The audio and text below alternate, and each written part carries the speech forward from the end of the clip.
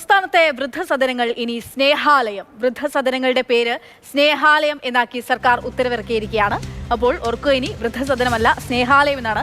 Rahul G Nath വിവരങ്ങളുമായി ചേരുന്നുണ്ട്. രാഹുൽ, വൃദ്ധസദനം എന്നുള്ള പേരിൽ തന്നെ അത് വൃദ്ധർ ആരുമില്ലാതാകുമ്പോൾ അവരെ കൊണ്ട് പാർപ്പിക്കേണ്ടുന്ന വീട് എന്നുള്ളത് വളരെ വ്യക്തമാകുന്നതാണ്. അവിടെയാണ് വളരെ സ്നേഹത്തോടുകൂടിയുള്ള പേരെന്ന് പറയാം, സ്നേഹാലയം എന്നുള്ള ഒരു പേരാക്കാനുള്ള സർക്കാർ നീക്കം. ഉത്തരവിന്റെ പശ്ചാത്തലം എന്താണ്? ഉത്തരവിറക്കി കഴിഞ്ഞുവോ?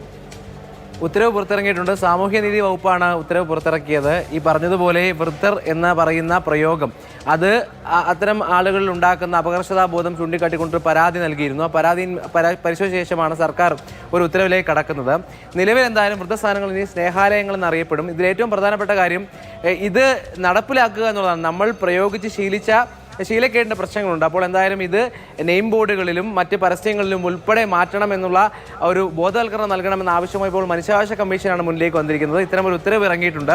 ആ ഉത്തരവുമായി ബന്ധപ്പെട്ട് ബോധവൽക്കരണ ക്ലാസുകൾ ഉൾപ്പെടെ സംഘടിപ്പിക്കണം, ആളുകളെ ബോധവാന്മാരാക്കണം എന്ന തരത്തിലാണ് ഇപ്പോൾ മനുഷ്യാവകാശ കമ്മീഷൻ ആശയം മുന്നോട്ട് വയ്ക്കുന്നത്. നിലവിൽ എന്തായാലും ഇനി വൃദ്ധസ്ഥാനങ്ങൾ സ്നേഹാലയങ്ങൾ എന്ന് അറിയപ്പെടും.